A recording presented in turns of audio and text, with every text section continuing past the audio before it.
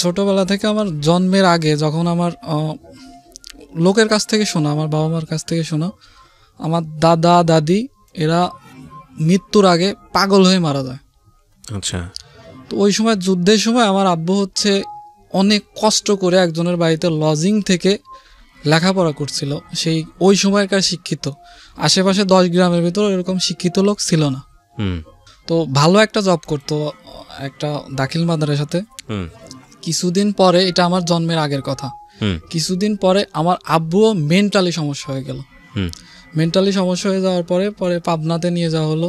নিয়ে যাওয়ার পরে, এটা আমার মায়ের কাছ থেকে শোনা, তো অনেক দৌড়াদৌড়ি করার পরে একটা পর্যায়ে ভালো হলো। কিন্তু ওই যে টাইমটা ছিল, ওই টাইমে হচ্ছে চাকরিটা চলে গেল। চাকরিটা চলে যাওয়ার পর এখন কি করবে? তখন হচ্ছে আব্বু ওই বাড়িতে, আম্মু হচ্ছে গরু ছিল, গরু বিক্রি করে, তখন তো চাকরি বাকরি পেতে এত টাকা পয়সা লাগতো না, গরু বিক্রি করে ওই মাদ্রাসাতেই একটু পিয়নের পোস্টে চাকরি নিল। আচ্ছা। এর ভিতরে যে যুদ্ধের সময় আমি পিছনে ফেলে আসছে, আমার দাদা যে পাগল হয়ে গেছিল, তার আগে তো তখন তো খাদ্যর অনেক অভাব ছিল। ওই আটার জাউ খেয়ে থাকতো, আব্বু থাকতো, চাচারা থাকতো, সবাই থাকতো, খুব বড় ফ্যামিলি। আমার আব্বুরা হচ্ছে 3 ভাই আর একটা বোন। তো ওই সময় সব জমি জায়গায় যে আমাদের বাড়ির পাশে হিন্দুরা আছে, তাদের কাছ থেকে কিছু দিলে পরে 500-1000 দিলে পরে জমি দিয়ে দিত, জমি দিয়ে দিয়ে ওইভাবে চলতো। তখন আমাদের থাকার জায়গাও ছিল না। তো আব্বু আসার পরে আবার ব্যাক করলো, ব্যাক করার পরে তখন হচ্ছে ওই জমিগুলা হচ্ছে তাদের কাছ থেকে ছাড়ালো। আচ্ছা। কিছু জমি ছাড়ানো সব তো আর দেওয়া সম্ভব না। কিছু জমি ছাড়ানোর পরে তখন ওইখানে থাকা শুরু করলো। থাকা শুরু করার পরে এখন এইটা হচ্ছে আমার আগের। এখন আমি যেটা আমার থেকে শুরু, যতটুক মনে পড়ে, যতটুক বোঝার পরে দেখতেছি, এই আমাদের সংসারে আমরা হচ্ছে 3 ভাই 3 বোন, ম্যাক্সিমামই ঝগড়া ফেসাদ বেঁধে থাকতো। আচ্ছা। ওই আমার মা হচ্ছে একটু অলস টাইপের ছিল, এখন ঠিক হয়ে গেছে। ওই বেলা 10টার সময় ঘুম থেকে উঠতো, কিন্তু আমার আব্বু তো স্কুলে যাবে, রান্না বাড়া করবে, এটা করবে কে? আমার বড় বোন ছিল, বড় বোন আমার মায়ের থেকেও বেশি করছে। আমার বড় বোন সবাই রেডি করে রান্না করে খাওয়ায় আব্বারে পাঠায় দিত, সবাই এইভাবেই করে দিত। তো আমার মা আর সঙ্গে ওই বোনের সঙ্গে সব সময় ঝগড়া ফ্যাসাদ অলরেডি বেঁধেই থাকতো, ছোটবেলা থেকে দেখতে দেখতে অভ্যস্ত। আচ্ছা।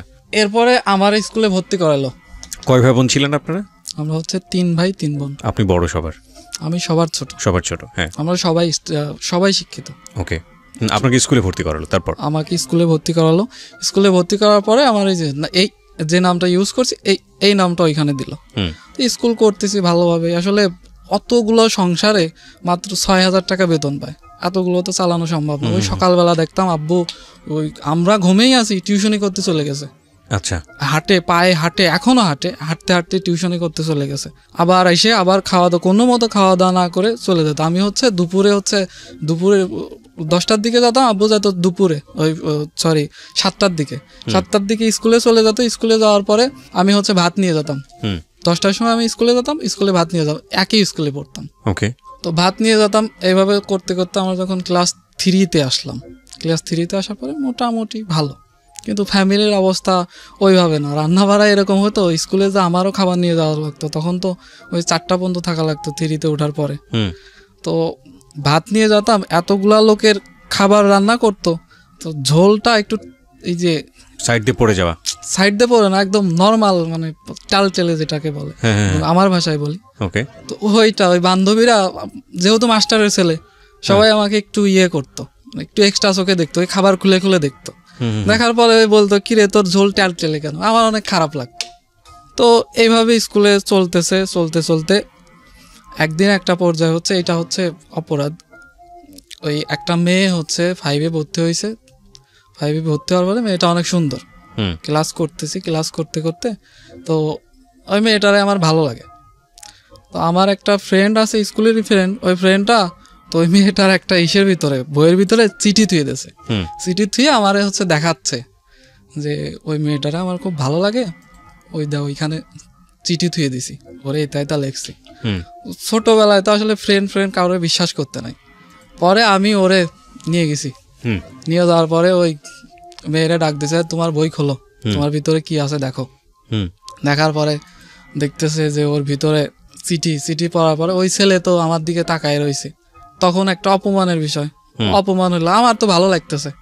পরে ওই ছেলেটা ওইভাবে মেয়েটা অনেক অপমান করলো, তারপর থেকে ওই ছেলেটা আর স্কুলে আসে না। আচ্ছা। আমার পরে অবশ্য খারাপ লাগছিল, আমি ওই একই পাশের এলাকাতেও যেতাম, যাই বলতাম কি স্কুলে যাস না কা, ও করতো কি স্কুলে আসার নাম করে সাইকেল নিয়ে আসে স্ট্যান্ডে এসে বসে থাকতো। তো ওই স্কুলে ওই সময় কিন্তু লজ্জার একটা বিষয়। তারপরে আর একদিন একটা হয়েছে কি, দুপুরে খাওয়া দাওয়া করছি, স্কুল থেকে খাওয়া দাওয়া করার পরে আমার এক বান্ধবী, উনি খুবই ভালো স্টুডেন্ট, আমি ওইটা খেয়াল করি নাই, দরজার চিপার সঙ্গে করে হেলান দিয়ে রয়েছে। তাই ভাবছে দরজা ধাক্কা দিলে পরে ওর ও পড়ে যাবে, কিন্তু হাতটা এইভাবে ভিতরে দিয়ে রাখছে, আমি ওইটা দেখি নাই। ওই দরজা জোরে করে যা ধাক্কা মারছি, ওইটা যে সেইসে একদম ওইখানে হয়ে গেছে, পুড়িয়ে গেল। এই যে দরজার চিপায় দিলে যে ধাক্কা দিলে যেটা হয়।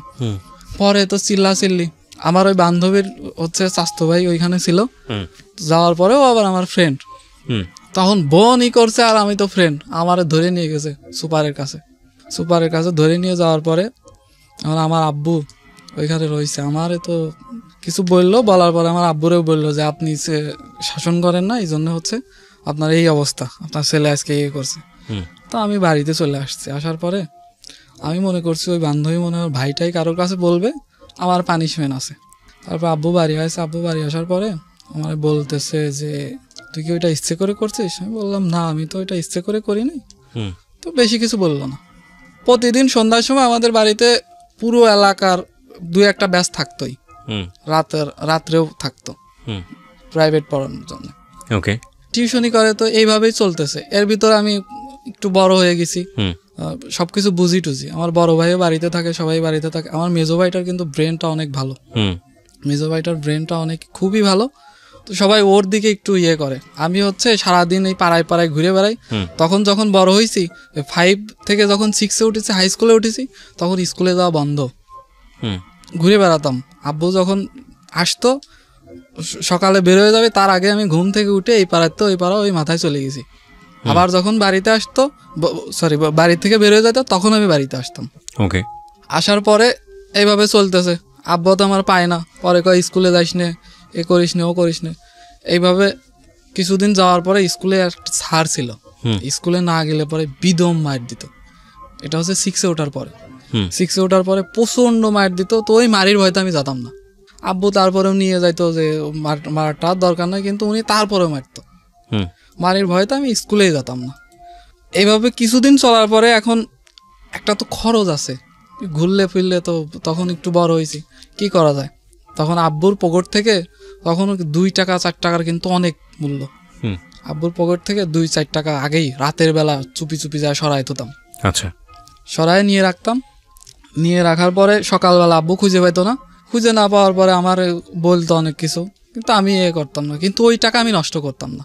ওই টাকা নিয়ে যায় আমি করতাম কি, ওই আমাদের বাড়ির থেকে 4 কিলো দূরে বাস স্ট্যান্ড আছে, ওইখান থেকে ছোট ছোট যে 4 টাকা করে ভাল্ব পাওয়া যায় না, ওই ভাল্ব কিনে নিয়ে আসতাম আর তার কিনে নিয়ে আসতাম। তখন তো ওই যে চার্জারের লাইটের একটু ছিল, চার্জারের লাইটের ভিতরে 2টা তার ঢুকাইলে পরে আলো জ্বলতো। এই ঘর থেকে ওই ঘরে কানেকশন দিতাম। কানেকশন দেওয়ার পরে আলো জ্বলতো। এটা সবসময় মাথার ভিতর ঘুরতো যে কি দিয়ে কি করলে ভালো হয়, কি দিয়ে কি করলে ভালো হয়। আমি সবসময় এটা নিয়েই পড়ে থাকতাম। লেখাপড়া এইভাবেই চলতেছে। ওই 7-এ উঠলে, স্কুলে না গেলে পরেও আব্বু থাকতো, তো ওনার মুখের দিকে তাকায় পাশ করাই দিত। যা শুধু পরীক্ষা দিতাম, যা পাশ করাই দিত। ওইভাবে মাঝে মাঝে স্কুলে যেতাম, মাঝে মাঝে পরীক্ষা দিতাম। ওই ইলেকট্রনিক দোকানে যায় বসে থাকতাম। আচ্ছা, স্কুলে যেতাম, হাফবেলা যাওয়ার পরে ইলেকট্রিক দোকানে যায় বসে থাকতাম। দেখতাম যে ওই লোক কি করে, কিভাবে তাতাল দিয়ে ঝালাই দেয়, কিভাবে কি করে, এগুলো দেখতাম। দেখতে দেখতে ব্রেনটার ভিতরে নেওয়া হয়। আমার যা শেখা সব কিন্তু আমার কারোর কাছ থেকে করা না, এক্সট্রা শেখা না, সব আমার নিজের অভিজ্ঞতা থেকে। ওইভাবে দেখতাম। দেখার পরে আমার আব্বুরে বললাম যে আমি এই কাজ শিখবো। আব্বু বলতেছে যে সবাই লেখাপড়া করে, তুই এই কাজ শিখবি কেমন? আমি না করেই ওই আমার বাড়ির সামনেই একটা হিন্দু বাড়ি আছে, উনি করে ওই ডেকোরেটারের দোকান আছে, তার মার টানা করে। আমি ওই কাজ শিখবো। পরে ওনার দোকানে গেছি। দোকানে ওই আগে কাকা বলতাম, বাড়িতে বললাম যে আমি কাজ করব। ঠিক আছে, তুই কাজ শেখ। উনি টাকা পয়সা দিত না। 2 দিন 3 দিন কাজ করার পরে উনি আমাকে 30 টাকা দিল। আচ্ছা, 30 টাকা দিল, আর আমার কাছে কিছু টাকা ছিল, আমি হচ্ছে 130 টাকা দিয়ে যে একটা তাতাল থাকে না, ঝালাই দেয়, হ্যাঁ হ্যাঁ চিনি আমি। ওইটা কিনলাম। কিন্তু আমার বাড়িতে তো কারেন্ট নাই, ওকে, একদম খুবই যেটা গ্রাম্য এলাকা। গ্রাম্য এলাকা, ওইখানে তো কারেন্ট নাই।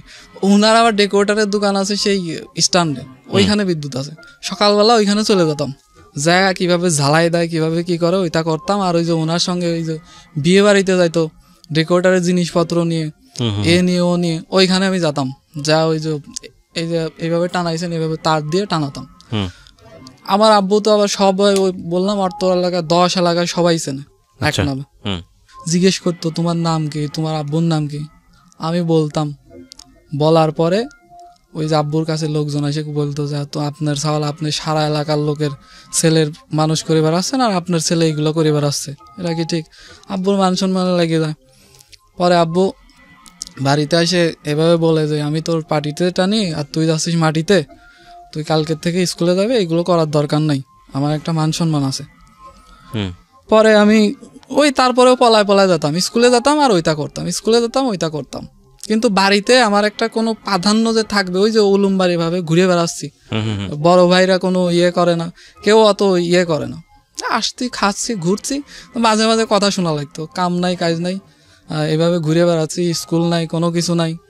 বড় ভাইরা সবাই লেখাপড়া করে, কিন্তু বড় ভাই মাঝে মাঝে মার। আচ্ছা, ওই গোসল করতাম না, ছোটবেলায় গোসল করতাম না, ওই 4-5 জন ধরে বোন টোন সবাই মিলে ধরে শুক্রবারে সাবান দিয়ে গা ডলে গোসল করাই দিত। এটা ছোটবেলায়, তখন তো বড় হয়ে গেছি, ছোটবেলায় এগুলা করতো। করার পরে এখন আমাদের বাড়িতে তখন মোবাইলের যুগ চলে আসছে, তো ওইখানে আসার পরে আমার এসএসসি পরীক্ষা দিছে, তো এখন হচ্ছে আব্বুর ধরছে যে মোবাইল কিনে দিতে হবে, বাড়ির বড় ছেলে কিন্তু একটু এক্সট্রা। আর আমার আব্বু কিন্তু প্রতি মাসে ওই 6,000 টাকা ওই টিউশনি করা হয়, তো সংসার চলে না এতগুলো, সবাই লেখাপড়া করে, সবাই সংসার চালানো সম্ভব নয়। ওই দোকানে বাকি থাকতোই, চাল মাল সবকিছু কিনা লাগতো, সবসময় বাকি থাকতোই। খাওয়া দাওয়া অতটা ভালো না, সবসময় বাকি থাকতোই। ওই মাস শেষে দেখা যাচ্ছে গাছ বেচে টাকা দিচ্ছে, এ বেচে টাকা দিচ্ছে, এই দোকানের তা নিয়ে ওই দোকানে করতেছে, এই দোকানের তা নিয়ে ওই দোকানে করতেছে। এমনও মাসে মাসে চেক লিখে দেওয়া লাগতেছে দোকানদারের কাছে, আচ্ছা আচ্ছা, তুমি তুলে নাও তারপরে আমার চাউল দাও। কিন্তু আমার আব্বু এই কাজটা করছে, কারো কিন্তু লেখাপড়া ছাড়া ইয়ে করেনি। ওকে, তো মোবাইল কিনে দিবি কোত্থেকে? বাড়িতে আমার বড় ভাই হচ্ছে 2-3 দিন না খেয়ে আছে, মোবাইল কিনে দিতে হবে। বাড়ির বড় ছেলে আব্বু করলো কি, ওই মায়ের একটা ছোট ছাগল ছিল আর গাছ ছিল, ওই সময় জন্য Nokia 1110 মডেল, অনেক দাম কিন্তু সেই সময়, আর আমাদের কাছে অনেক টাকা, সেই সময় ওই মোবাইলটা কিনলো। কেনার পরে তখন 5,000 না কত যেন নিছিল। সবাই আমার মেজো ভাই চালায়, মেজো ভাই ধরতে দেয়, গেম খেলে, কিন্তু আমার ধরতে দেয় না। আমার খারাপ লাগে, কি রে আমার ধরতে দেয় না। আমি মাঝে মাঝে পলায় পলায় টিপতাম, রিংটোন বাজাতাম, ওই গেম খেলতাম, কিন্তু আমার এসে আজে বাজে কথাবার্তা বলতো, আমার ভালো লাগতো না। কি সবাই চালায়, আমার মেজো ভাই ধরতে দেয়, আমার ধরতে দেয় না, দাঁড়া আমিও মোবাইল কিনবো। তখন আমি হচ্ছে 8-এ উঠলাম, 8-এর পরীক্ষার আগে। আর এর ভিতরে আমার বড় 2 ভাই হচ্ছে ইসে চলে গেছে শহরে, ম্যাচে থেকে লেখাপড়া করে, বা বাড়ির খরচ এইভাবে আব্বু চালায়, দিনাদায়ী হয়ে চালাস, আমি বাড়িতে। এখন আমিও মোবাইল কিনবো, সবাই মোবাইল চালায়, আমিও মোবাইল কিনবো, আমার ধরতে দেয় না। তো ওই সময় গ্রামে যে পেঁয়াজ লাগানোর কিন্তু একটা ইয়ে থাকে, ছোটবেলায় যারা ঘুরে বেড়ায় পেঁয়াজ লাগানোর কিন্তু লোক থাকে না, ঘুরে বেড়ায় তাদের পেঁয়াজ লাগানোর জন্য ডাকে গ্রামের ভিতরে। তো আমার হচ্ছে 50 টাকা করে দেবে প্রতিদিন, ঠিক আছে। সকালবেলা মা ওই যে ইয়ে বানাই দিত, চাপড়ি, আটা দিয়ে যে ইয়ে বলে না, চাপড়ি বানাই দিত, ওইটা খেয়ে কাশি নিয়ে শীতের ভিতরে যেতাম। যেতে এইভাবে কয়দিন কাজ করার পরে 2600 না 2700 টাকা গুছানোর পরে এখন মোবাইল কিনবো, বড় ভাই কাছে দিলাম যে আমি মোবাইল কিনে দিতে হবে, শহরে যেতে হবে। শহরে যাওয়ার পরে এখন বড় ভাই হচ্ছে ওই বাসায়, শহরের যে বাসায় থাকে, বাসা ভাড়া করে থাকে, লেখাপড়া করে, ওইখানে কিছু দেনা আছে। তো আমার টাকার থেকে 500 না 600 টাকা নিলাম, আমার থাকলে 2100 টাকা। 2100 টাকা তখন কিন্তু মেমোরি সহ মোবাইল বের হয়ে গেছে, ভিডিও দেখা যায় 3G, ওই 3GB টানে দেখা লাগে। 2100 টাকা দিয়ে মোবাইল কিনে দিলাম। কিনে দেওয়ার পরে ঠিক আছে, আমি এখন চলতেছি, কিন্তু মেমোরি কিনা হয়নি। আর আব্বুর ধরছি যে আমার মেমোরি কিনে দিতে হবে, মেমোরি কিনে দেবো, টাকা পাবো ওখানে। ওই সময় একটা 2GB মেমোরির দাম ছিল 400 টাকা। আব্বু হচ্ছে একটা লোন করলো, কৃষি ব্যাংকে একটা লোন করলো, লোন করার পরে ওইখান থেকে আমার 400 টাকা দিয়ে একটা মেমোরি কিনে দিল। 400 টাকা দিয়ে মেমোরি কিনে দিল, গান ভরে আমি শুনতেছি। এবং শুনতেছি মানে প্রত্যেক দোকানে আমি যে যে গান ভরতাম, এলাকার সব নতুন গান আমার মোবাইলে থাকতো। বাজারে যেতাম, ওই নতুন গান আমার যেদিনই বেরোতো আমি সবসময় গান ভরার তালেই থাকতাম। পরে যখন 8 পাস করলাম, 8-এ JSC পরীক্ষা দ্বিতীয়বার পাওয়ার পরে পাস করলাম। পাস করার পরে যখন 9-এ উঠলাম, 9-এ ওঠার মাঝামাঝির দিকে এই মোবাইল ভালো লাগতেছে না। তখন ওই যে শুনতেছি যে ইন্টারনেটে নতুন গান পাওয়া যায়, নেট চালানো ফোন লাগবে। তখন হচ্ছে জাভা ফোন প্রথম বেরোয়, নোকিয়া ফোন। আমার একটা ফ্রেন্ড আছে, আচ্ছা এই ফ্রেন্ডের নাম হচ্ছে রাজীব হচ্ছে, ওর হচ্ছে বিদেশ থেকে ফোন পাঠাইছে, নোকিয়া 2700 ক্লাসিক। তো ওর ফোনে ওই যে একটা অপশন ছিল গ্রামীণ ফোনে, 0 চাপ দিলে পরে গ্রামীণ ফোনের ওয়েবসাইটে ঢুকে যেত।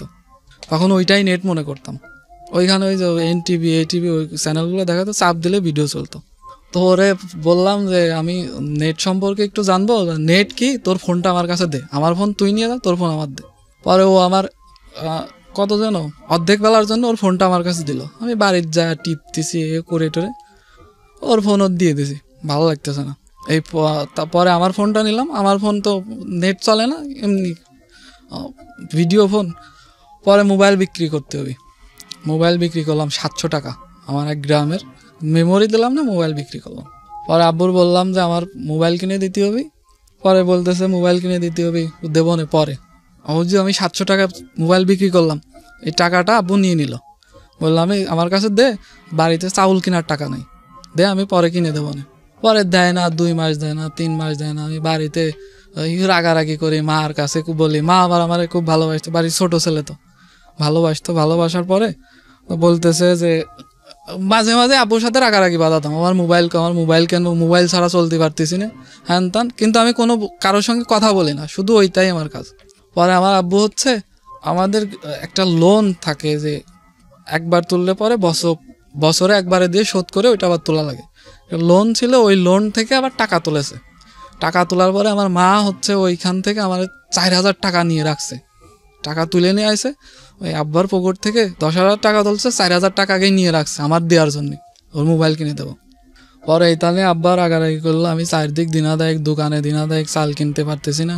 এই লোন তুলে দোকানের টাকা শোধ করতো, বাকির টাকা শোধ করতো, কিন্তু ওইটা দিয়ে সংসার আসলে চলতো না। পরে মোবাইল কিনে দিতেই হবে, আমি তো নাসর বান্দা। পরে আব্বু গেল, ভাই গেল, মোবাইল কেন, নোকিয়া মোবাইল। তখন অলরেডি 2700 ক্লাসিক মার্কেট আউট। আমাকে কিনে দিল হচ্ছে 2690 ফোন, নোকিয়া ফোন। ফোনটা কিনলাম, ফোনটা কেনার পরে এখন সারাদিন ওই ফোন নিয়ে, সারা রাত ধরে ফোন নিয়ে ঘাটাঘাটি করতেছি। 8 যখন পাস করলাম তখন হচ্ছে আমার সাইকেল কিনে দিতে হবে। বড় ভাইয়ের সাইকেল আছে, সাইকেল ছাড়া স্কুলে যাব না, স্কুলে যাওয়া বন্ধ করলাম। ভাই তো রাগারাগি করতেছে, কিছুদিন ভাইয়ের সাইকেল নিয়ে গেলাম, ওই ভালো লাগে না। মা আর হচ্ছে ওই ছাগল ছিল আমাদের, ছাগল পালন করতে, ওই ছাগল বিক্রি করে আমাকে 4000 টাকা দিয়ে সাইকেল কিনে দিল, বা হাট থেকে সাইকেল কিনে দিল। ও মোবাইল কিনলাম আর সাইকেল। এই সাইকেল নিয়ে ওই আগে হচ্ছে MB ফ্রি দিত, তখন ফেসবুকে এত প্রচলিত হয় না, ফেসবুক সম্পর্কে আমি তো কিছু জানিই না। ওই 0 চাপতাম, 0 চাপে নেটের ভিতরে ঢুকতাম, তখন ব্রাউজ কি সেটাও বুঝতাম না। তো ইন্টারনেটে ডাউনলোড করে কিভাবে, সেটাও গান ডাউনলোড করে কিন্তু সেটাও জানতাম না। ওই মানুষের দোকানে নিয়ে যেতাম, সাইকেল ছিল, পুরো থানা ধরে কার দোকানে নতুন গান আছে ওই গানগুলো মোবাইলে ভরে নিয়ে আমি আবার আমার এলাকার দোকানে দিতাম। সবাই আমার বলতো যে ওর কাছে নতুন গান আছে। আর গ্রামে যদি কোনো রকম কোনো ফোনে যদি কোনো সমস্যা হয়, ওইটা আমার কাছে চলে আসে যে এটা ঠিক করে দেয়। এই দিক থেকে গ্রামে আমার খুব নাম কাম। তো যখন ওই যে নেট সম্পর্কে খোঁজাখুঁজি করতেছি, অ্যাড্রেস নাই চালাই কিভাবে, আমার গ্রামে ভাই মামা তো ভাই হয় পাড়া প্রতিবেশী, ও আবার একটু লেখাপড়া করে, তো ওর আবার 2700 ক্লাসিক সেট আছে, ও আমার হচ্ছে বলতেছে যে এইভাবে নেট চালান যায়। ওই নোকিয়া ফোনের ব্রাউজ একটা অপেরা মিনি ছিল, ওই ডিফল্ট থাকে, ওইখান থেকে হচ্ছে আমাকে একটা অ্যাড্রেস দেয়, ওইখান থেকে হচ্ছে গান পাওয়া যায়, ওই ইন্ডিয়ান গান, বাংলা মুভির গান পাওয়া যেত না, ওই কলকাতার গান, বলিউডের গান, MP3 গান, এইগুলা ওই ডাউনলোড করতাম। ডাউনলোড করতে এই হচ্ছে না, ওনার কাছে নতুন গান, ওরা নতুন গান আপলোড দিতে পারতেছে না। আচ্ছা, অনেক দিন পর পর দেয়। টিভিতে দেখতাম গান চলে আসছে, ইন্ডিয়ান গান চলে আসছে, কিন্তু ওইখানে পাওয়া যেত না। এইগুলো পাবো কোথায়? হোস্টিং সম্পর্কে কি আমি জানতাম না, তো ওইখানে ওরা বিজ্ঞাপন দিয়েছে যে হোস্টিং সেল করার জন্য ওয়েবসাইট খোলার .com সহ ওয়েবসাইট খোলার জন্য ওদের একটা নাম্বার আছে। তা আমি ওই নাম্বারে ফোন দিলাম। তখন কিন্তু আবার হতো যে আমার নামের পরে একটা .com থাকবে, আমার একটা ওয়েবসাইট থাকবে, এই ধরনের শখ জাগছে আমার। তখন কিন্তু ওয়েবসাইট হাতে গোনা, পুরা জেলাতেও একটা থাকতো না। তো তারপরে আমার ওইভাবে থাকবে। পরে আমি ওনারে ফোন দিলাম। ফোন দেওয়ার পরে আমি বলতেছি আমার একটা .com ওয়েবসাইট লাগবে। পরে বলতেছে হোস্টিং বা ওয়েব ডিজাইন সম্পর্কে এইগুলো জানেন? বললাম না, এইগুলা তো জানি না। বলছে এইগুলো আগে শিখে আসেন তারপরে। পরে ঠিক আছে, পরে এইভাবে ডাউনলোড করতেছি। করার পরে এখন ওয়েবসাইট খুলবো কীভাবে? ওয়েবসাইটটি লিখে সার্চ দিতাম, গুগলে সার্চ দিতাম ওয়েবসাইট, ওই www দিয়ে ওয়েবসাইট লিখে সার্চ দিতাম, ওইভাবে আসতো না। পরে আমার একটা ভাই আছে, উনি ঢাকাতে এখনও জব করে, উনি এলাকায় গেছে, শুনছি উনি এই সম্পর্কে অনেক ভালো জানে। ওনারে বললাম যে ভাই এভাবে ওয়েবসাইট খোলে কীভাবে? বলতেছে তুমি তো টাকা ইনভেস্ট করতে পারবা না, তো তুমি সার্চ দিও যে ফ্রি ওয়েবসাইট, গুগলে সার্চ দাও, মেলা অ্যাকাউন্ট আসবে না, ওইখান থেকে খুলতে পারবা। পরে ঠিক আছে, এইভাবে সার্চ দিলাম। সার্চ দেওয়ার পরে অনেক ওয়েব বোল্ডারগুলো আসছে, যেখানে আসলে ওই রেজিস্ট্রেশন করা যায়, রেজিস্ট্রেশন খুলে অ্যাকাউন্ট খোলা যায়। পরে অ্যাকাউন্টও খুলতে পারি না, কী করা যায়? পরে উনি আমাকে দেখাই দিল যে এইভাবে অ্যাকাউন্ট খোলা লাগে। খোলার পরে এখন ডিজাইন করব কীভাবে? ডিজাইন তো জানি না। তখন ওই করতাম, ওই সাবজেক্টটা বাদ দিয়ে ইন্ডিয়ান গান নতুন লিখে সার্চ দিতাম। সার্চ দেওয়ার পর আরও কিছু ওয়েবসাইট আসতো, তাদের ওয়েবসাইটে ঢুকতাম। ঢোকার পরে দেখতাম তারাও লোকাল, তাদের কাছে ফোন দিতাম। ফোন দেওয়ার পরে তারা ওই করতো, বলতো যে ভাই ওয়েবসাইট খুলে দেওয়া সম্ভব না, করে দেওয়া সম্ভব না, ও করে দেওয়া সম্ভব না। পরে আমি একটা লোকরে ফলো করলাম যে উনি নতুন নতুন গান আপলোড দেয়। তাহলে আমি ফোন দিই যে ভাই ওয়েবসাইট খোলে কীভাবে? উনি আমাকে বলে না। তো আমি একদিন ট্রাই করতে করতে ওনার নাম বাদ দিয়ে তখন দেখা যাচ্ছে কোথার থেকে ওয়েবসাইট খুলছে সেটা দেখা যাচ্ছে। পরে আমি ওইখানে রেজিস্ট্রেশন করলাম। রেজিস্ট্রেশন করার পরে কিন্তু ওনার মতো ডিজাইন হচ্ছে না। ওনারে ফোন দিলে উনি কিছু বলেও না। পরে এইভাবে ঘাটাঘাটি করি। ধরেন এই আমার বাড়িতে তো কারেন্ট নাই, মোবাইলের 2টা ব্যাটারি কিনছি। সারাদিন ভরে ওইটা টিপতাম। ওই সকালবেলা সাইকেল নিয়ে বেরোতাম মোবাইল চার্জ দেওয়ার জন্যে, লাগাই থো আসতাম, এক বাড়িতে লাগাই থো আসতাম, অথবা দোকানে থো আসতাম। তখন দোকানে 2 টাকা করে নিত মোবাইল চার্জ দেওয়ার জন্য। আবার সকালে খাইয়ে দেয় এসে আবার নিয়ে আসতাম। নিয়ে এসে আবার বাড়িতে বসে কিছুক্ষণ টিপতাম। টিপে ব্যাটারি শেষ হয়ে যেত। তখন দুপুরে আবার খাইয়ে দেয় চলে যেতাম। তখন 2টা ব্যাটারি, একটা চার্জে লাগাই টিপতাম, ওই যেখানে যেতাম ওইখানেই, আবার ওইটা খুলে পকেটে থুয়ে আবার ওইটা টিপতাম। আমি যে ফোন দিলাম, উনিও অলরেডি অ্যাকাউন্ট খুলছে। অ্যাকাউন্ট খুলে উনি ডিজাইন করে ফেলছে। টপ লিস্টে দেখা যেত যে কে ওয়েবসাইট খুলছে, তাদের কাছে যেতাম। একদিন আমি ট্রাই করতেছি যে উনি কিভাবে খুলছে। তখন তো আসলে সিকিউরিটি এত ছিল না, আপডেট ছিল না। তো ওনার নাম দিলাম। নাম দেওয়ার পরে ওই লগ ইন অপশনে 1 থেকে 6 পর্যন্ত পাসওয়ার্ড দিলাম। পাসওয়ার্ড দেওয়ার পরে ওনার ওয়েবসাইটের ভিতর ঢুকে গেল। অলরেডি আমি ওনার কানেক্ট পেয়ে গেছি, ওনার পাসওয়ার্ড আমি পেয়ে গেছি। এটাই হ্যাক বলে, কিন্তু আমি ওনার কোনো ক্ষতি করিনি। ওনার ভিতরে ঢুকে গেছি। ঢুকে যাওয়ার পরে এখন আমিও দেখতেছি যে উনি কোথায় কোনটা HTML করছে, কোনটা টেক্সট দিছে, কোনটা কী করছে, অলরেডি দেখতেছি। আমিও ওইখানে সেম একটা অ্যাকাউন্ট করলাম। উনি যা করছে সেম টু সেম আমি কপি করতাম। কপি করে আমারটায় বসাতাম। আমারটায় বসানোর পরে পুরো আমার ওয়েবসাইট ডিজাইন হয়ে গেল। তখন ওই ডিলিট করতাম, আবার সেট করতাম, ডিলিট করতাম, আবার সেট করতাম। তো এই সম্পর্কে ধারণা হালকা একটু পেয়ে গেলাম। কিন্তু ওই যে ডোমেইন কিসের বলে, ডোমেইন নেব কোথা থেকে? তখন ফ্রি টিকে ডোমেইন পাওয়া যেত। তো এক ভাই ছিল, তো উনি একটু ভালো জানতো। ওনারে বললাম যে ভাই আমার একটা টিকে ডোমেইন নিয়ে দেন। উনি আমার কাছে 20 টাকা নিল। 20 টাকা নেওয়ার পরে উনি আমাকে একটা টিকে ডোমেইন অ্যাড করে দিল, যেমন আমার নাম তারপরে .tk, এটা দিলে আমার ওয়েবসাইটে থাকবে। গান আপলোড দেওয়ার অপশন কিভাবে? গান URL কপি করে, যেমন আপনার ওয়েবসাইট থেকে আমার ওয়েবসাইটে আমি গান কপি করব। ওই লিঙ্ক কপি করলে পরে আমারটার ভিতরে ঢুকে যাবে। তখন আমি নামটাম চেঞ্জ করে অ্যাড করে দিতে পারতাম। কিন্তু এটার কিছুদিন চলার পরে এখন .com লাগবে। .com টিকে তো আর বেশি দিন চলে না, ওটার একটা মেয়াদ আছে, ওটা চলে যায়। সবাই .com আছে, আমার .com, কিন্তু .com-এর একটা টাকা লাগে। তখন আমার কাছে ওই টাকা নাই, কিন্তু বেকার, MB কিনারই টাকা থাকে না। পরে একজন দেখি কি বিজ্ঞাপন দিয়েছে, free.movie নিতে আমার সঙ্গে যোগাযোগ করুন। আমি ওনারে ফোন দিলাম। ফোন দেওয়ার পরে বলতেছে যে ভাই আমি ফ্রি দেবো, আপনি আমার পাসওয়ার্ড দেন। আমি আমার পাসওয়ার্ড দিলাম, সব কিছু দিলাম। দেওয়ার পরে উনি আমার পাসওয়ার্ড চেঞ্জ করে অলরেডি হ্যাক করে ফেলছে। পরে আমি আর ঢুকতে পারতেছি না, পাসওয়ার্ড ইরর দেখাচ্ছে। আমি তো ওইগুলো বুঝি না যে হ্যাক কিসের বলে সেটাও বুঝি না। পরে ওনারে বললাম, বলার পরে উনি বলতেছে ভাই ঢুকবে, ওয়েট করেন। তারপরে উনি আর ফোন ধরে না, কি করব? করার পরে এর ভিতরে ওই যে ইমেল ছিল, পরে একজনের ফেসবুকে হচ্ছে পোস্ট দিলাম যে আমার ওয়েবসাইট এরকম হয়ে গেছে। পরে একজনের নাম্বার দিল, ওনার সঙ্গে যোগাযোগ করলাম, উনি আমার মেইলটা রিকভারি করে দিল, কিন্তু ওয়েবসাইটটা উনি নিয়ে এনেছে, মেইল চেঞ্জ করে নিয়ে এনেছে। পরে আমি আবার ওই যে ওনার পাসওয়ার্ড তো আমার কাছে আছেই, ওনার ওয়েবসাইটে আবার ঢুকছি। অ্যাকাউন্ট খুলতে তো টাকা লাগে না, অ্যাকাউন্ট খুললাম, খোলার পরে আবার করছি, আবার সেম টু সেম সাজাইছি। সাজানোর পরে এর ভিতরে আমি যে এইগুলা করতেছি, আমার কিন্তু স্কুল বন্ধ, স্কুলে যাচ্ছি না, বাড়ির থেকে কিন্তু আমার তেমন কোনো প্রাধান্য নেই। ছেলে হিসাবে বাড়িতে কেউ থাকে না, বড় ভাইটাই কেউ থাকে না, আমার যে একটা প্রাধান্য যা বাজার করে নিয়ে আয়, এ করে নিয়ে আয়, ও করে নিয়ে, আমার কিন্তু ওই দায়িত্ব তো নেই। আমি বলতেছি এটা কোনো জীবন নাকি, এইভাবে ভালো লাগে না। প্রতিদিন খাচ্ছি দাচ্ছি, মাঝে মাঝে কথা শোনা লাগে, থাকবো না, বাড়িতেই থাকবো না, চলে যাবো। আমার ছোটবেলার ফ্রেন্ডরা হচ্ছে ঢাকায় হচ্ছে একটা ফার্নিচারে কাজ করতো, বাড়িতে গেলে আমার সঙ্গে ঘোরাফেরা করতো। তারপরে বাড়িতে ভালো লাগে না, চলে যাব। বন্ধুরা সঙ্গে যোগাযোগ করলাম, আমি অমুক দিন আসবো। বাড়ির থেকে হচ্ছে একটা প্যান্ট নিলাম আর একটা শার্ট নিলাম, যাতে মা জানতে না পারে যে আমি বাড়ি থাকবো না, ছোট ছেলে তো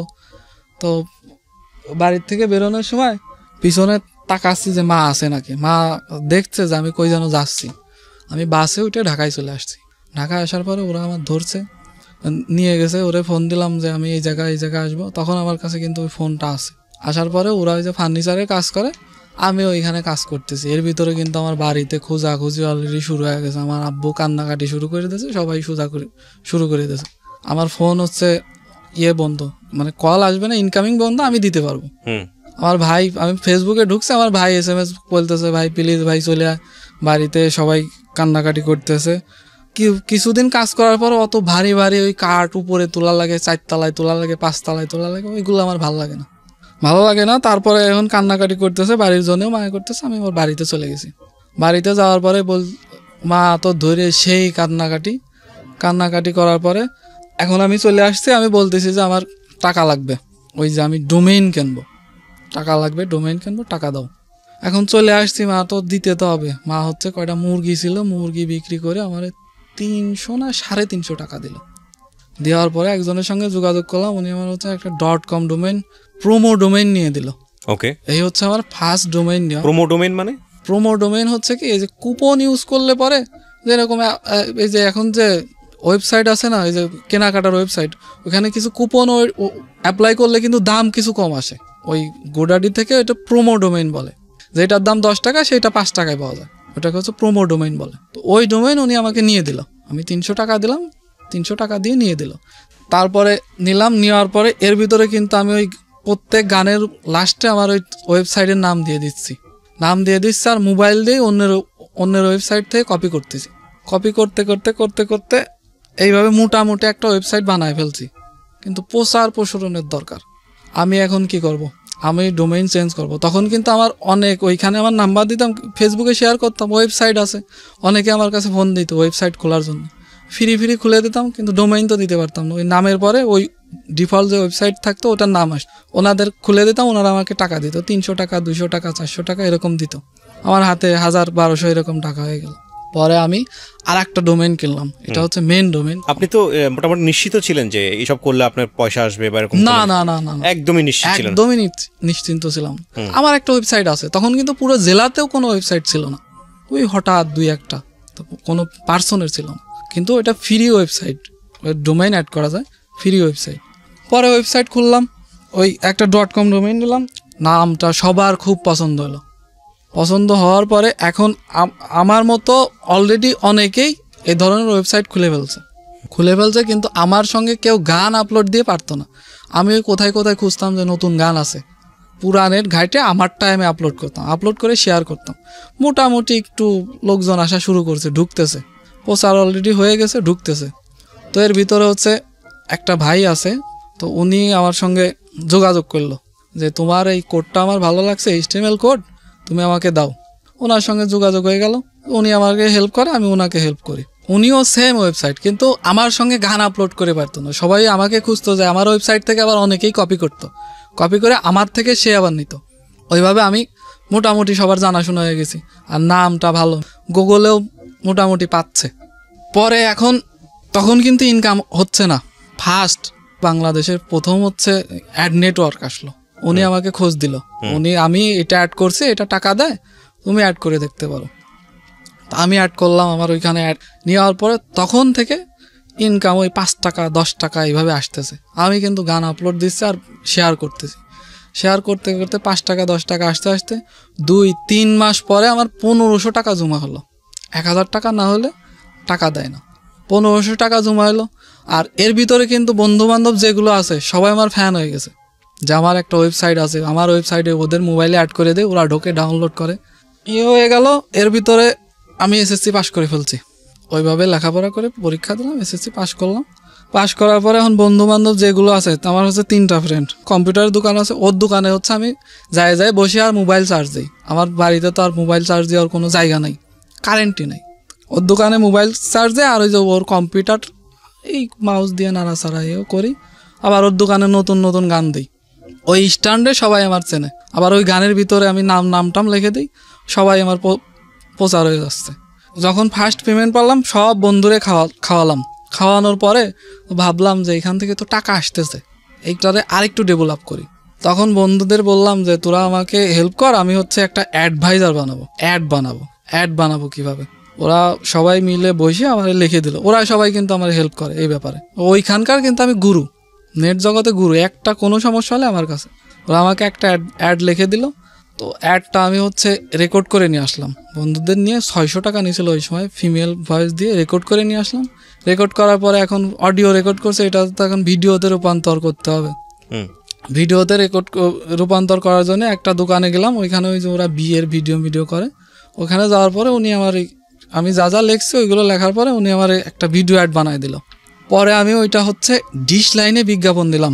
তখন অলরেডি আমার কাছে 2-1000 টাকা থাকে, তখন ওই সময় মনে হয় 30 দিনের জন্য 2000 টাকা নিয়েছিল। ডিশ লাইনে বিজ্ঞাপন দিলাম, বিজ্ঞাপন দেওয়ার সঙ্গে সঙ্গে আমার এত ভিউয়ার আসতেছে যা বলার বাইরে, সবসময় আসার তালেই রয়েছে। তারপরে ওইখান থেকে মোটামুটি 3-4 হাজার টাকা হয়ে গেল। টাকা হয়ে যাওয়ার পরে আমার ভাইয়ের ফোন দিলাম যে আমি এখান থেকে ইনকাম করতে চাই। তখন কিন্তু বাড়িতে সবাই আমার একটু প্রাধান্য দিচ্ছে যে মোবাইল টিপে টাকা ইনকাম হচ্ছে বাড়ি বসে, এটা তো অনেক ভালো। তো আমি বললাম যে আমার তাহলে একটা ল্যাপটপ যদি কিনা যায় তাহলে পরে মনে হয় ভালো হয়। বড় ভাই আবার এর ভিতরে একটা ছোট একটা জবে ঢুকছে, ওইটা পার্মানেন্ট না। তো ঢোকার পরে তো ওনারে বললাম যে এইভাবে আমার একটা ল্যাপটপ দরকার, আমি এইভাবে ইনকাম করতেছি, এখান থেকে অনেক টাকা ইনকাম করা যায়। উনিও সবার কাছে শুনছে যে ওই ইন্টারনেট থেকে টাকা পয়সা ইনকাম করা যায়। তো ভাই বললো তাহলে ঠিক আছে তুই কর, আমিও তাহলে চাকরি করবো না, আমিও লেখাপড়া আছে, আমি লেখাপড়া করি, দুইজন মিলে এটা করবো না। ভাই আমাকে 8000 টাকা দিল, আর ওই যে আমি যে ওই ফ্রেন্ড আমার 10,000 টাকা দিল। 10,000 টাকা দেওয়ার পরে আর মা হচ্ছে কিস্তি থেকে কিছু টাকা তুলে দিল, এটা দিয়ে হচ্ছে আমি একটা ল্যাপটপ কিনলাম 45,000 টাকা দিয়ে। কিন্তু বাড়িতে কারেন্ট নাই, চালাবো কিভাবে? আর নেটও তো নাই, নেটের জন্য ভালো হাই স্পিড নেট লাগবে। তখন 3G নাই, 2G। আর এই শহরে একটা বাসা ভাড়া নিলাম। বাসা ভাড়া নেওয়ার পরে ওইখানে ইন্টারনেটের লাইন নিলাম। তখন ফার্স্ট আমি যে এলাকায় থাকি ওই এলাকায় ফার্স্ট আমি ইন্টারনেটের লাইন নিই। লাইন নেওয়ার পরে আমি তো সারাদিন রাত দিন 24 ঘন্টা ধরেই ওই গান আপলোড দিতাম। আমার সঙ্গে কেউ পারতো না, আর আমি ওই যে এডিট করতাম, এডিট করে ছাড়তাম। তখন থেকে হচ্ছে আপনাদের প্রোগ্রাম শোনা শুরু করি। অনেকেই দেখি যে আপনার প্রোগ্রাম দেয়, তা আপনার প্রোগ্রাম শোনা শুরু করি। অনেকের ওয়েবসাইট থেকে কপি করে আমিও দিতাম, প্রোগ্রাম শোনা শুরু করে যে এর ভিতরে কী আছে, এর আগে আমি দেব, সবার আগে আমি দেব। এইটা কিভাবে করা যায়? মোবাইল দিয়ে আগে আপনার FM ধরাতাম, FM ধরা নিয়ে রেকর্ড করতাম। রেকর্ড করার পরে যখন শেষ হয়ে যেত, শেষ হওয়ার পরে যে আপনি যে মাঝে পজ দিয়ে যে বিজ্ঞাপন দিতেন, বিজ্ঞাপন কেটে দিতাম। ওই যে আপনি বলতেন যে প্রিয় শ্রোতা এখন একটা বিজ্ঞাপন বিরতি নেব, ওইটুক পর্যন্ত রাখার পরে যে লাইভ যখন হতো ওই বিজ্ঞাপনটুক কেটে আমার বিজ্ঞাপন ঢুকাতাম।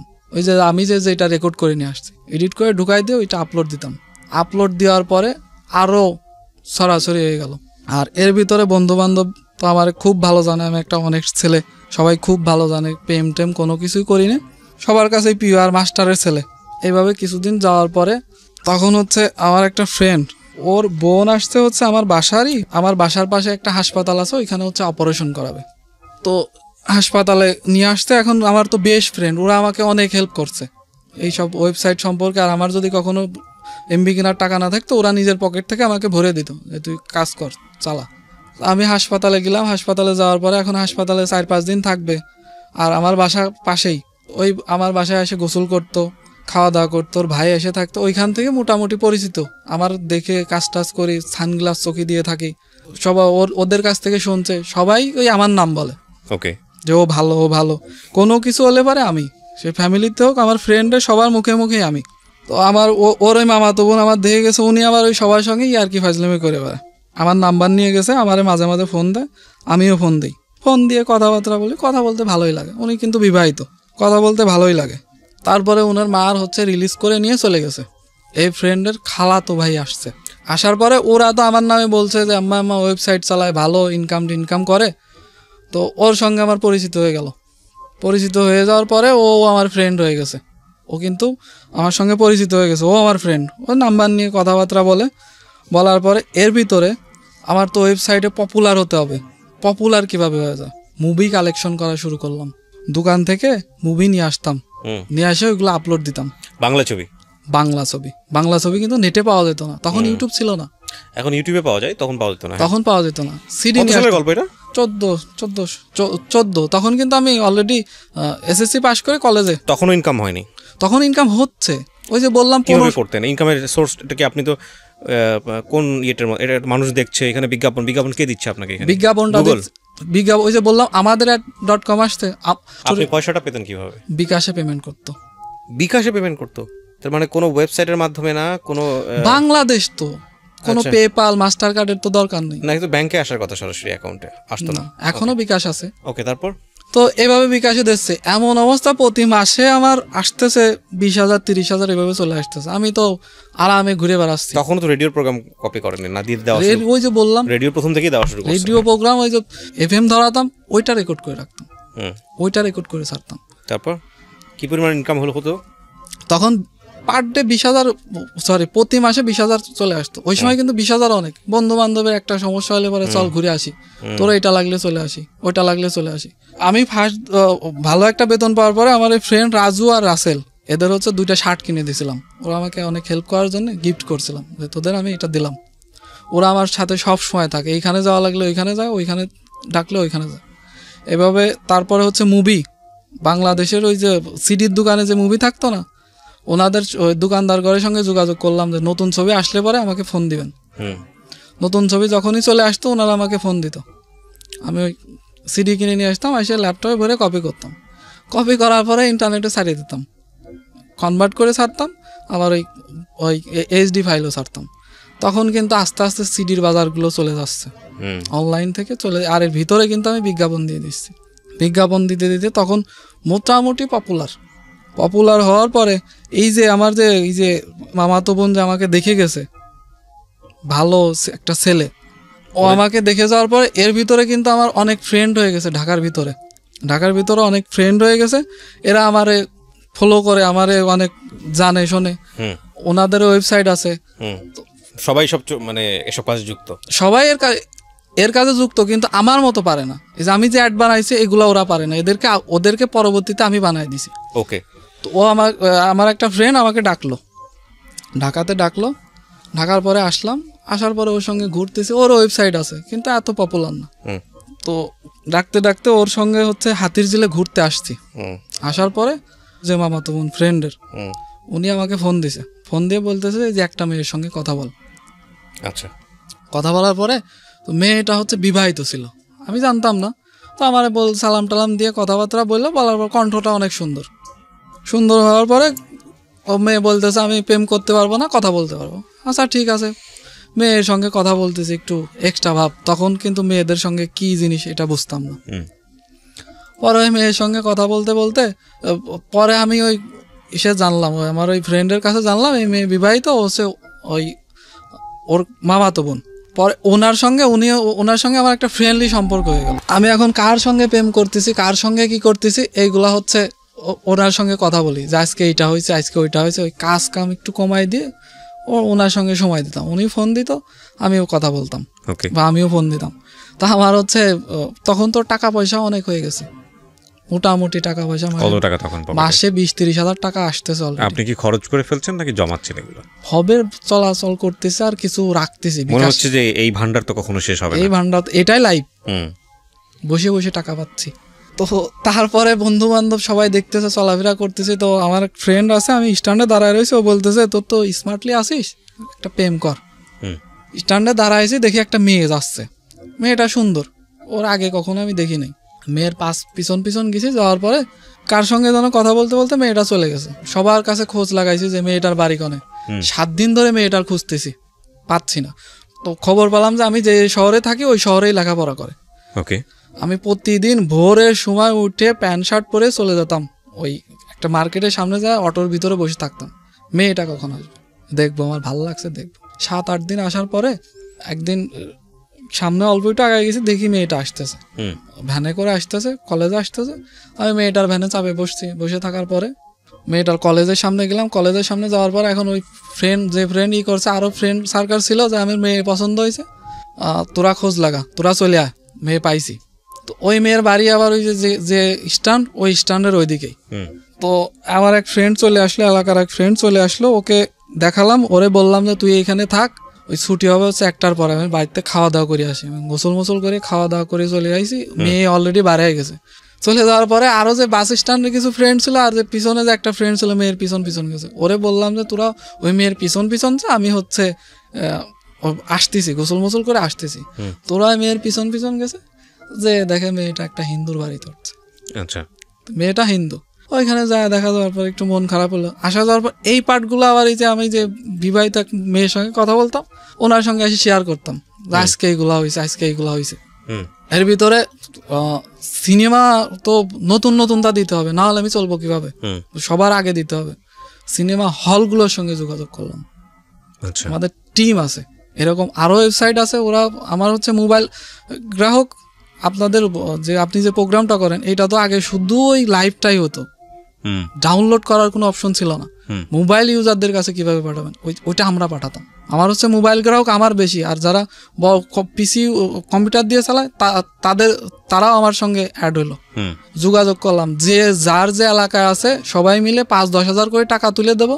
ওই যে হচ্ছে সার্ভারে বসে থাকে, সিনেমা হল ছবি শেষ হওয়ার পরে ওই সিনেমাটা পেন ড্রাইভে দিয়ে দেবে, একদম মেন ফাইল দিয়ে দেবো, ওনাকে টাকা দেবো।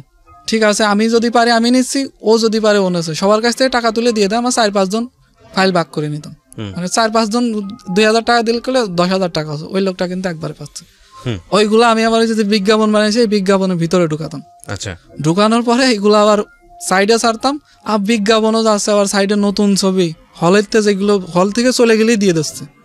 আবার আমাদের কাছ থেকে নিত হারবালালারা, হারবালালারা কাটে আমাদের অ্যাড কাটে, অথবা আমাদের অ্যাড থাকাকালীন ওরা বসাতো, ওরা আবার ডিশ লাইনে বা সিডিতে বাজারজাত করতো, মানে পুরো ইন্ডাস্ট্রির 12টা বাজিয়ে দিতেন, যেটাকে বলে আর কি। তারপরে এখন জাজ মাল্টিমিডিয়ার যে সিনেমাগুলো আসতেছে, তো বিগ সার্ভার, এই সার্ভারে তো ওইখান থেকে সিনেমা ওর পেন ড্রাইভ ঢুকানো সম্ভব না। আর যে আসে ওই জাজ মাল্টিমিডিয়ার একদম জায়গার থেকে আসে, চালাই দিয়ে সিনেমা নিয়ে চলে যায়। সিনেমা দিতে হবে, কিভাবে দিবে, কিভাবে দেবো, ওটা তো নেওয়া সম্ভব না। বন্ধু বান্ধবের বলতাম চল, সবার সিনেমা হলের ছবি দেখা খরচ আমার, তোরা 7-8 জন যেতাম, আমি মাঝে বসতাম, তোরা এই পাশে বসবি, মাঝে বসবো। আমি তখন ফোন কিনে ফেলছি, স্মার্টফোন, ভালো ক্যামেরা, স্যামসাং ফোন। আমি ক্যামেরা ধরবো, তোরা চারপাশে লোক দেখবি, পাইরেছি অলরেডি ভিডিও। সম্ভবত রাজাবাবু ছবি নাকি একটা ছবি যেন ভিডিও করলাম, রাজাবাবু অরিজিনাল প্রিন্টটি পাইছিলাম, ভিডিও করে ওইগুলা ছাড়তাম। আমি আবার ওদেরকে দিতাম, আমার যারা টিম ছিল, কেউ কারোর সঙ্গে বেইমানি করতো না, ও পাইলেও দিত, ও পাইলেও দিত। তারপরে অঙ্গার ছবি ভিডিও করলাম, সিনেমা হলে যায়, অবশ্য অনেক সিকিউরিটি থাকে, তারপরে জায়গায় জায়গাতে করা লাগে। সিনেমার এসে দেখবেন নতুন যে সিনেমা বাড়ায়, জায়গায় জায়গায় উপর দিয়ে একটা সাদা সাদা নাম যায়, সাদা একটা দাগ থাকে, হ্যাঁ, ওইটার উপরে হচ্ছে সিনেমা হলের নাম লেখা থাকে। এখন আমি আপনাকে সিনেমা দিছি, আপনার নাম আমি লিখে দিলাম, যদি ছাড়া হয় আপনাকে ধরবো, ওইটার উপরে আমরা স্পট মারিয়ে দিতাম, যাতে কার সিনেমা হলেতে বেরোয়েছে ওইটা বোঝা যাবে না। তো এইভাবে চলার পরে ওই মেয়েটার সঙ্গে অলরেডি আমার প্রেম, ঠিক আছে। তখন অলরেডি আমি হাই স্পিড নেট চালানোর জন্য ঢাকায় চলে আসছি। ঢাকায় হচ্ছে কামারপাড়া বাসা ভাড়া করে নিয়ে থাকতেছি, ইনকাম কিন্তু চরম হচ্ছে। কি কি বিজ্ঞাপন আসতো এদের? এই বড় বড় কোম্পানি, আপনাদের রেডিও বিজ্ঞাপন ওইখানে যেত, আপনাদের এটা না, অন্য রেডিও আর রবির আসতো, বড় বড় কোম্পানির আসতো, RFL-এর আসতো, সব বিজ্ঞাপনই আসতো। তখন তো আর অ্যাডসেন্স পর্যন্ত পৌঁছাতে পারতো না, বা গুগল অ্যাডসেন্স তো এখন এতটা বেশি এখন popular এতটা হয়েছে। বেশি আসতো। কিন্তু ওই সময়ে বেসিক্যালি ওই সময় যে বাংলাদেশের ওরা এদের কোথায় কন্টেন্টটা দিচ্ছে, কোথায় বিজ্ঞাপনটা দিচ্ছে, এটা কি যারা বিজ্ঞাপন তারা অবজার্ভ করতো না? না না না, ওরা শুধু ক্লিকটা দেখতো, ক্লিক ইমপ্রেশন আসতেছে কিনা সেটা। আচ্ছা আচ্ছা, ওকে। এখন অনেক বেশি ইয়ে হয়েছে তাহলে। ওরা শুধু এইটা দেখতো। এখন 1 টাকা হিসাব করে দেয়। তারপর অ্যাড প্লে আসছে, অ্যাড প্লে থেকে ফার্স্ট মাসে আমার 50,000 টাকা আসছে। অ্যাড প্লে থেকে পাচ্ছি, জিএনডার থেকে পাচ্ছি, আরো বাইরের অ্যাড আছে, বাইরের বিজ্ঞাপন দাদাদের কাছ থেকে পাচ্ছি, পেপালে পাচ্ছি, তখন পেপাল অ্যাকাউন্ট আমার আছে, পেপালে পাচ্ছি। তারপরে মাস্টার কার্ড আছে, মাস্টার কার্ডে পাচ্ছি। তখন অলরেডি মিলে সব মিলে আমার 50-60 হাজার টাকা মাসে আসতে হয়েছে। টাকার কোনো অন্ত নেই। টাকা পয়সা হয়ে যাওয়ার পরে আমার বাড়ির অবস্থা ভালো না, তো বললাম যে আমি একটু ঘরমর ঠিক করি। তো আমার বোন বলতেছে ঘরমর ঠিক করার দরকার না, তুই একটা অ্যাকাউন্ট খুলে টাকাগুলো জমা। আমি বোনের বুদ্ধি শুনে একটা অ্যাকাউন্ট খুললাম, ওইখানে টাকা ঢুকালাম। ওইখানে আমার 1-1.5 লাখ টাকা রয়েছে। থাকার পরে আয়নাবাজি মুভি বেরোলো বাজারে, সবার কাছে শুনতেছে আয়নাবাজি মুভি ভালো, আয়নাবাজি মুভি ভালো, সবাই দেখতেছে, সবাই যাচ্ছে। তো ওই আয়নাবাজির যে পরিচালক, উনি করছে কি, প্রডিউসার মনে হয়, উনি আবার রবির কাছে বিক্রি করছে, যে রবির অ্যাপের মাধ্যমে রবির সিম থেকে সিনেমা দেখা যাবে। ওনাদের একটা প্যাকেজ আছে, ওই প্যাকেজটা কিনলে সিনেমা দেখা যাবে। তা আমরা তো কোনো মতো দেখতে পারলো, হল থেকে যেহেতু ভিডিও করতে নিয়ে আসতে পারতে, আর আমার বাড়ি বসে আমি সিনেমা দেখতেছি, ওইটা কীভাবে বের করা যায় তো আমরা জানি। তো এটা আমি করি নাই, আমাদের যে টিমের ছিল ওই ছেলে হচ্ছে প্লে দিছে, অ্যাপে প্লে দেওয়ার পরে স্ক্রিন রেকর্ড, তখন তো অ্যান্ড্রয়েড স্ক্রিন রেকর্ড করা যায়, স্ক্রিন রেকর্ড করছে। স্ক্রিন রেকর্ড করার পরে পুরা পরের দিন ভাইরাল, সারা রাত ধরে রেডি করছে, পরের দিন সাইডে দিয়েছে। আমার ওয়েবসাইটে সবচাইতে বেশি ডাউনলোড হয়েছে। কত ওই সময় মনে হয় 12,000 না কত জানো একদিনের ভিতরে। এর ভিতরে নিউজ টিউজ সব সারা গেছে, আয়নাবাজি মুভি পাইরেসি হয়ে গেছে সব। ধরার আপনাদেরকে ধরা তো কয়েক মিনিটের ব্যাপার, কেন? আমার তো কোনো ইনফরমেশন ছিল না, ওয়েবসাইটে কোনো ইনফরমেশন ছিল না, ইনফরমেশন ছিল না। কোথা থেকে আপলোড হচ্ছে, আইপি অ্যাড্রেস ট্র্যাক করেই তো বের করা যায়। অত সার্ভার এখনো আপডেট হয়েছে কিনা জানি না, এখন ডেফিনেটলি আপডেট। এখন মানে এখন যে কি পরিমাণ আপডেট আমি আপনাকে বলি, ওই সময় ছিল না। হ্যাঁ, ওই সময় ছিল না, সেটা ঠিক আছে। আয়নাবাজি তো কয়দিন আগের ঘটনা। এখন কি পরিমাণ আপডেট সরকার, যে একটা স্ট্যাটাস দিচ্ছে, কোথা থেকে দিচ্ছে, কোন আইপি অ্যাড্রেস থেকে দিচ্ছে, এটা কোনো ব্যাপারই না, মুহূর্তের মধ্যে বের করে ফেলছে। ফেসবুকে দিলে তাদের ফেসবুকে কর্তৃপক্ষ আছে, তাদেরকে ধরে তারা করতেছে। কিন্তু আমার ওয়েবসাইট তো বাইরের, আমি বাইরের ওয়েব বিল্ডার, তাদেরকে ইয়ে করা তো কোনো অপশন। সেটাও পারা যাবে, সেটাও বাংলাদেশে কোথা থেকে, বাংলাদেশি কোন মাধ্যম থেকে সেটা ব্যবহার করা হচ্ছে সেটাও সম্ভব। তখন কপিরাইটও এত ইয়ে ছিল না, এত কপিরাইট স্ট্রাইকও ছিল না। ওই বলিউডের গানমান ছাড়লে মাঝে মাঝে। এখন তো সরকার অনেক সচেতন এইসব বিষয়গুলো নিয়ে, এখন অনেক সচেতন। তো আমার ওয়েবসাইট থেকে সবচাইতে বেশি ডাউনলোড হলো। এখন নিউজ টিউজ ছড়ায় গেছে, ঢাকা মেট্রোপলিটনে কেস হয়ে গেছে। কেস হয়ে যাওয়ার পর এখন আমাদের ওয়েবসাইট থেকে ডাউনলোড করে বাড্ডারে যে একজন, ওনার যে ব্রডব্যান্ডের সার্ভার ইউজ, ওনাকে ধরছে। নিউজ কিন্তু আমরা অলরেডি দেখতেছি। দেখার পর আমি ফোন টোন বন্ধ টন্ধ করে থুয়ে দিয়েছি, আমার ধরবে না। কিন্তু মেট্রোপলিটন ওনারা হচ্ছে ফেসবুকে স্ট্যাটাস আছে, আমার ওয়েবসাইটের লিঙ্ক সবাই মারতেছে, যে এই ওয়েবসাইটে ওই মুভি আছে, এই মুভি আছে, এই মুভি আছে। আমি ওইটা দেখার পর আমি মুভি ডিলিট করে দিয়েছি। অলরেডি পুরো দেশ ছাড়া গেছে, তখন আর কিছু করার নেই। আচ্ছা, পরে ওই পার্টটা চলে গেল। চলে যাওয়ার পরে আয়নাবাজি কি শেষ ছিল আপনার, নাকি এর আগে? আয়নাবাজি করার পরে তারপরে আর করা হয়নি। তারপরে এই যে বিয়ের ঝামেলা টামেলাতে আর ওয়েবসাইটও আস্তে আস্তে ড্যামেজ হয়ে গেল। তখন ইউটিউব চলে আসছে, সেদিনকে কথা, ইউটিউব চলে আসছে। ইউটিউব তো কয় বছর হলো পপুলার বাংলাদেশে, সবাই এখন কাজ করছে ইউটিউব নিয়ে। হ্যাঁ, আয়নাবাজি হওয়ার পরে একটু সিকিউরিটি বেড়ে গেল, আর সিনেমা হলে অত ইয়ে নাই। আর ওয়েবসাইটে তখন সবাই ইউটিউবে চলে গেল, আমাদের ওয়েবসাইটে ঢোকা বন্ধ করে দিল। আস্তে আস্তে ইউজার চলে গেল, তখন মোটামুটি টাকা পয়সা হয়ে গেছে, 1.5-2 লাখ হয়ে গেছে। সো আপনি আয়নাবাজির পরে আর কোনো ছবিতে এরকম ভাবে করেননি, এবং আপনার এখন আর আয় রোজগারও নাই। এই যে পয়সাগুলো আপনি রোজগার করেছেন, এগুলো কোথায় গেছে? পয়সাগুলো দিয়ে একটা ক্যামেরা কিনছিলাম, 2টা ক্যামেরা কিনছিলাম, এই 2টাই আছে, আর কম্পিউটার আছে, আর ল্যাপটপ আছে। ক্ষতিগুলো কি চোখে দেখা যায়? আপনি অনুভব করেছেন যে একটা মানুষ কত টাকা, যেমন আমার যে প্রোগ্রামগুলো আপনি করেছেন, সেই প্রোগ্রামগুলোর ক্ষেত্রে আমি নয় বাদই দিলাম, কারণ প্রথম দিকে আমাদের, আমি বলি, হ্যাঁ, আপনাদের প্রচারের জন্য তখন শুধু আপনার ওইটাই ছিল, আপনার এফএমটাই ছিল। তো প্রান্তিক পর্যায়ে মোবাইলে যারা পরবর্তীতে ডাউনলোড করবে ওই অপশনটা কিন্তু ছিল না মোবাইলে। এটা নয়, আমরা প্রথম দিকে ভালোভাবেই নিয়েছি জিনিসটাকে, তখন কিন্তু অনলাইনে গানের প্রচারের জন্য বা আপনাদের প্রচারের জন্য আমরাই মূল মাধ্যম ছিলাম। ইউটিউব তো সেদিন আসলো, যদিও ইলিগাল, তারপরেও আপনারা এটা করেছেন এবং আমি প্রথম দিকে খুশি হচ্ছিলাম, কিন্তু পরের দিকে যখন দেখলাম ইউটিউবে, বিশেষ করে আমি কষ্ট পেয়েছি হচ্ছে, আমি সেদিনও বলেছি আমার ভিডিওতে, সেদিন আসছে ইউটিউবে এই গল্পগুলো নিয়ে কি অশ্লীল থাম্বনেইল দিয়ে, ছবি দিয়ে, অন্যের ছবি ব্যবহার করে প্রচারণার জন্য যে কাজগুলো করেছে, এটা কি আপনি কখনো করেছেন আপনার ওয়েবসাইটে? এটা কখনো? আমি তখন ইউটিউব নিয়ে এত ঘাটাঘাটি করতাম না। তখন যদি ইউটিউব নিয়ে ঘাটাঘাটি করতাম আমি কোটিপতি। তখন আমার ওই যে ওইটাই, আমি এইটাই আমার সব, এখান থেকে 50,000 টাকা পাচ্ছে, অত দরকার কি না। কিন্তু কোটিপতি হলেও আপনি এতদিনে ভয়ঙ্কর রকমভাবে ধরা পড়ে যেতেন, কারণ এখন কিন্তু আমরা ইউটিউব নিয়ে অনেক, অন্য কারো কন্টেন্ট নেওয়া, চুরি করা, এটা ভয়ঙ্কর রকমের অপরাধ। আপনি একটা জিনিস চিন্তা করে দেখেন, একটা ছবি যেমন আয়নাবাজির কথা বললেন আপনি, বা আরও যে ছবিগুলোর ক্ষেত্রে আপনি যে রাজাবাবু বা ছবি যেগুলোর কথা বলছিলেন, এই ছবিগুলো তৈরি করতে কি পরিমাণ পয়সা ইনভেস্ট করতে হয়, কোটি টাকা খরচ করছে। আর আপনি জাস্ট 10,000, 20,000, 15,000, 30,000 বা 50,000 টাকা কামানোর জন্য এই কোটি কোটি টাকা মুহূর্তের মধ্যে শেষ হয়ে যাচ্ছে। বলেন প্লিজ। এই যে অ্যালবামগুলো বেরোতো না, 10-12 গানের, ইমরানের অ্যালবাম, তারপরে এফ এ সুমনের অ্যালবাম, প্রথমে কিন্তু সিডি আসতো। তখন সিডির বাজার চলে গেল, তখন ওই সিডি চয়েসের ওয়েবসাইটে বা জি সিরিজের ওয়েবসাইটে 30 টাকা 60 টাকা করে করে নতুন অ্যালবাম বিক্রি করতো। আমি করতাম কি, একটা কিনতাম, একটা 30 টাকা দিয়ে বিকাশে পেমেন্ট করতাম। কেনার পরে যেমন লিঙ্ক চেঞ্জ করতাম, ইউআরএল চেঞ্জ করলে, যেমন ধরে 10-এর জায়গায় 10টা ডাউনলোড করছি, 10-এর জায়গায় চেঞ্জ করে 11 দিতাম, 11 ডাউনলোড করলে এবার আর একটা অ্যালবাম ডাউনলোড, ওই ফোল্ডারে যতগুলো আছে ওইটার সব এক্সেস আমি পেয়ে যেতাম। ওদের ওইখান থেকে একটা কিনলে 10টা কিনতাম, 10টা অ্যালবাম ফ্রি। এইভাবে আমি সবার আগে দিতাম, ওরা পাচ্ছে না। তো এই বুদ্ধিগুলো যদি ভালো কাজে ব্যবহার করতেন। আচ্ছা, তো আপনি কি মনে করেন যে এগুলো বন্ধ হওয়ার জন্য আসলে কি করা উচিত? এগুলা বন্ধ হওয়ার জন্য আমাদের আরও সিকিউরিটি আপডেট করার দরকার। এখন অলরেডি অনেকেই হয়ে গেছে, এখন হ্যাক করা এত সহজ না। ইউআরএল সঙ্গে সঙ্গে চেঞ্জ হয়ে যাচ্ছে, প্রত্যেক রিফ্রেশে ইউআরএল চেঞ্জ হয়ে যাচ্ছে। আচ্ছা, সার্ভার অনেক আপডেট হয়েছে। এখন মোটামুটি বাংলাদেশ সিকিউরিটির দিক থেকে মোটামুটি, তারপরে ফুল না। ওকে, আমি আপনাকে ধন্যবাদ জানাই যে আপনি এসে কনফেস করে গেলেন। আপনি তো এসবের মধ্যে এখন আর নাই, আছেন কি? এসবের মধ্যে নাই, তবে আমার ওই জিনিসগুলা নিয়ে বিবেকে বাধা দেয়। যাই হোক, মানুষ জাগ্রত অবস্থায়, মানে জীবন দশায় যদি তার অপরাধের জন্য ভুল বুঝতে পারে,